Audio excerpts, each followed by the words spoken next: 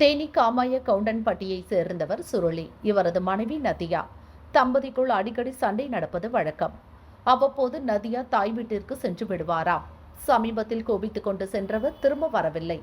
தாய் தந்தையுடன் குள்ளப்ப கவுண்டன்பட்டியில் வசிக்கிறார். சுருளி பலமுறை செல்போனில் அழைத்தும் நதியா வர மறுத்தார்.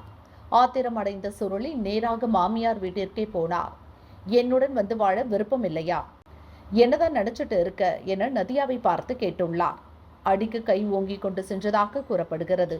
அப்போது மாமியார் பூங்கொடி சுருளியை தடுத்துள்ளார். இப்படி முரட்டுத்தனமாக நடந்தால் என் மகள் எப்படி உன்னுடன் வாழ முடியும், இங்கிருந்து உடனே கிளம்பி போனால் நல்லது என கூறியுள்ளார். மனைவியுடன் சமாதானம் பேச வந்த இடத்தில் மாமியார் திட்டியதால் சுருளிக்கு சுளீர் என கோபம் வந்தது. வெறுப்பு அவர் கண்ணை மறைத்தது. அருகில் இருந்த கத்தியை எடுத்து மாமியார் பூங்குடி வயிற்றில் குத்தினார். இதனை கண்டு நதியா அலறி சத்தம் போட்டுள்ளார். அக்கம் பக்கத்தினர் வருவதற்குள் சுருளி அங்கிருந்து தப்பினார். இரத்த வெள்ளத்தில் சரிந்த பூங்கொடி ஹாஸ்பிட்டல் செல்லும் வழியிலேயே இறந்தார். இதுகுறித்து வழக்கு பதிவு செய்த கூடலூர் போலீசார் சுருளியை தேடுகின்றனர்.